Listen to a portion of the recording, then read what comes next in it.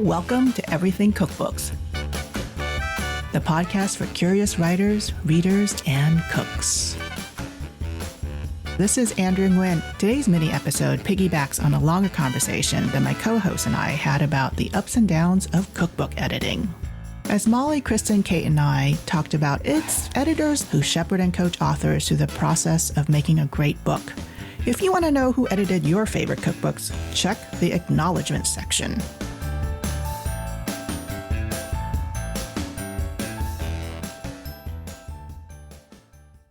Kate, Kristen, Molly, and I have spent most of our careers as writers, not editors. Wondering what life is like on the other side of the manuscript, I reached out to Jennifer Sitt, executive editor at Clarkson Potter, which is part of Penguin Random House, one of the biggest publishers on the planet. Hey, Jen, welcome to Everything Cookbooks. Hey, Andrea. Thank you for having me. Oh, well, I've been wanting to talk to you for a really long time, formally. And, you've been editing cookbooks for over 12 years, right? That's right. I basically started my career in cookbooks and have been doing it ever since. You've worked with authors such as Martha Stewart, Mark Bittman, and Gina Homolka of the best-selling Skinny Taste cookbook series.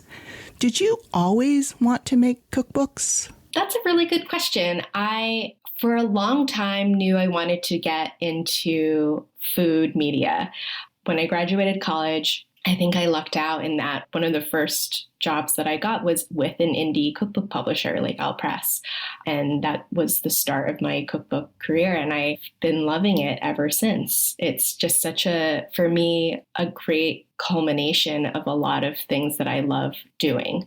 As you know, as an editor, you really do more than just editing, scouting projects, acquiring projects, being that liaison between the author and the publisher, really developing those relationships, working with design and production. That's really a special, particularly with cookbooks, as a cookbook editor, since the actual book as object and the design pieces are such a big part of what we do, way beyond words, the photography piece. So being able to be involved in that process is really wonderful. And it's just such a culmination of a lot of things that I love and I'm happy to do. You did food studies at Williams College, right? I was an English major and I did a food studies course with Dara Goldstein.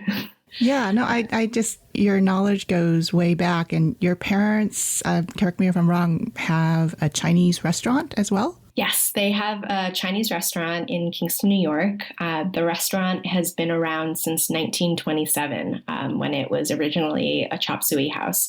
My dad took it over in the 70s. So it's been almost 50 years now that he's been there. And then my sisters and I grew up working there, spending a lot of time there. And then actually last winter, my husband and I, with our toddler, moved back to Kingston. So we're sort of back in the area and I'm there quite often now too. So you grew up with food, you studied food and you studied words, and then you went into editing and you've written cookbooks too. You work with powerhouses like Martha Stewart and Bittman and Gina, people with strong personalities and brands, national brands. What is that like to do? I mean, it seems so daunting for me to think about it. It's interesting to put it that way because I think all of our authors, regardless of whether they're on television or have, a multi-part conglomerate, or they're a power blogger, or maybe they're a chef, maybe they're an amazing bartender, mixologist. I think they all should have a strong opinion and strong perspective. And that is why we're invested in them. And that's what makes our jobs so rewarding. Working with authors who are really bringing their unique perspective and expertise to our books.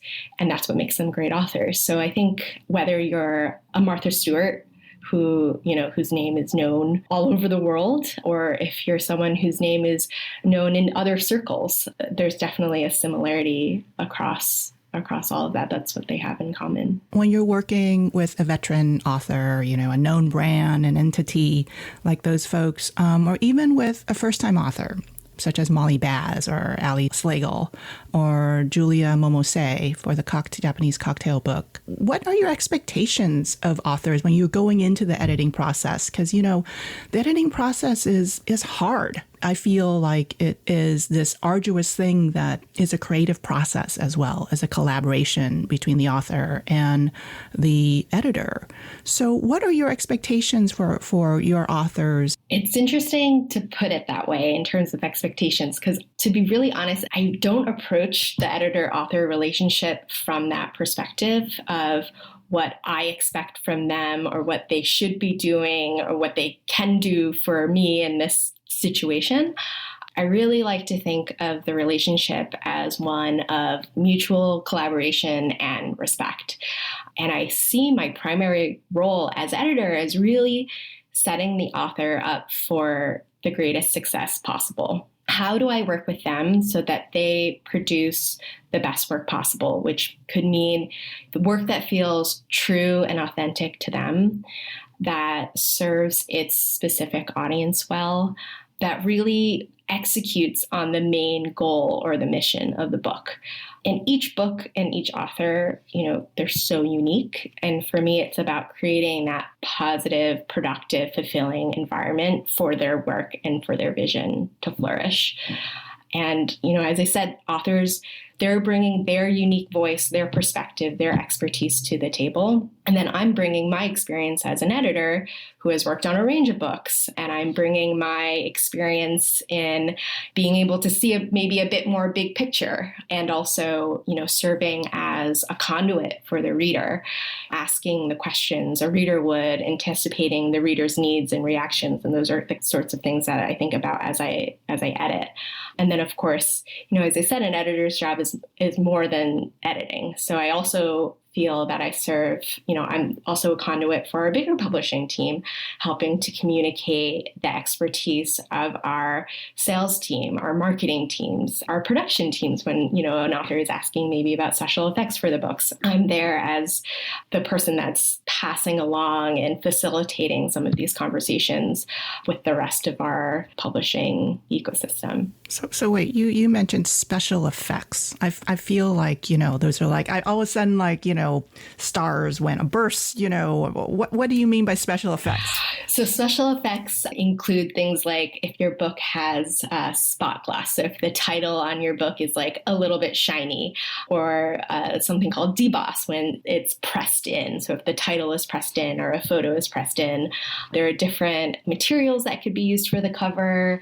We think of it as the bells and whistles in terms of the package of the book. Things like a ribbon, which we don't really do as much anymore, anything like that. Right. So like the sparkly stuff, because when I published my first book in 2006, I was hoping for a particular kind of paper stock.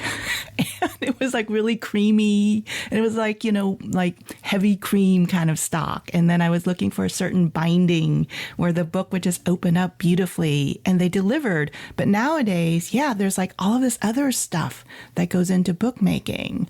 So as an editor, you're more than just looking at the words, but the entire package of a book. Absolutely. And I think that truly is one of the best parts of my job, like working with, especially at Potter, the other teams at Potter that the editors work with, our production teams, our sales and marketing, our creative teams, our production editorial, our managing editorial. They really are the best in class of what they do. And I feel like I'm learning from them all the time. So it's just amazing if I have a question, or the author has a question about paper. There is like an amazing person who knows so much about that thing. And that is just such a great part of my job that I love. What happens when your vision and the sales team's vision clashes with the author's vision, perhaps? For me, going into any of my book editing projects, there's a certain level of tension because I feel like, man, there's some little picks in my little aspects of my manuscript that I will have to battle somebody on, whether it's the editor or the copy editor. So I'm just like, gearing up. And there is like this amount of tension. And then there are times when I'm just like, the editor, the copy editor, and I wonder and maybe this is my therapy session. Like, what's that like on the other side? Do you like sense that tension, and how can that tension be good for bookmaking? I don't think of it as tension per se, but I hear what you're saying, those moments where your opinions maybe aren't quite aligning.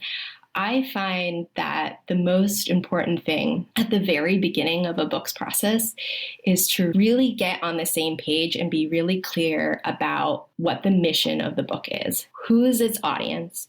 What are the promises of the book? What are you trying to achieve? And it's a little more than just even the hook or the promise. It's like, what is the mission statement or the thesis of this book? And if you and the author are on the same page about that, and that, of course, is like, who is the target audience? Who's the specific audience for this book? I always feel if you're on the same page about that thing from the very beginning, then everything that follows really flows back to that original statement. When you're talking about editorial decisions, design decisions, what the cover should be, what the title should be, if you always think back like, okay, well, who is this serving? What are we trying to do here? I think it can make those conversations later, if you're not quite aligning on something, it can help clarify things a little bit, because the tough part about our jobs, some aspects of it can feel highly subjective and personal. Like when someone is reacting to a cover, a visual cover, that can be a really sticky moment because you can have sort of your highly subjective personal reaction to it. And you kind of have to take a moment to triangulate a few things like, okay, that's how I feel about it as a person, as me, as Jen. But then if you sort of go back and say like, okay, does this go back to serving the promise of this book, the mission statement of this book? Is it going to speak to the audience that we need it to? And thinking about it in a bigger context, I find that that helps. And it's also a moment for the author and the editor to remember also, we all have the same goal here, which is to make this book really successful and to make sure this mission of the book is executed. And how do we get there?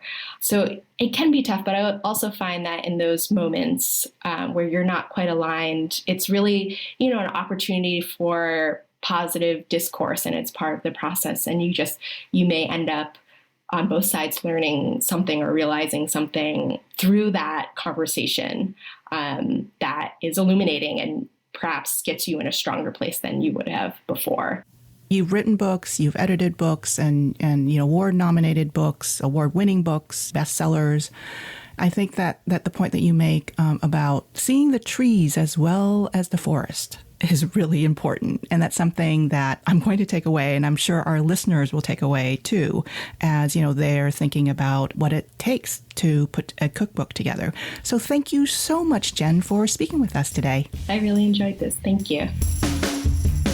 Thanks for hanging out with Everything Cookbooks. If you have questions or comments, ping us on Instagram at Everything Cookbooks or send us a message at our website, everythingcookbooks.com. Much gratitude goes out to our editor, Abby Circatella.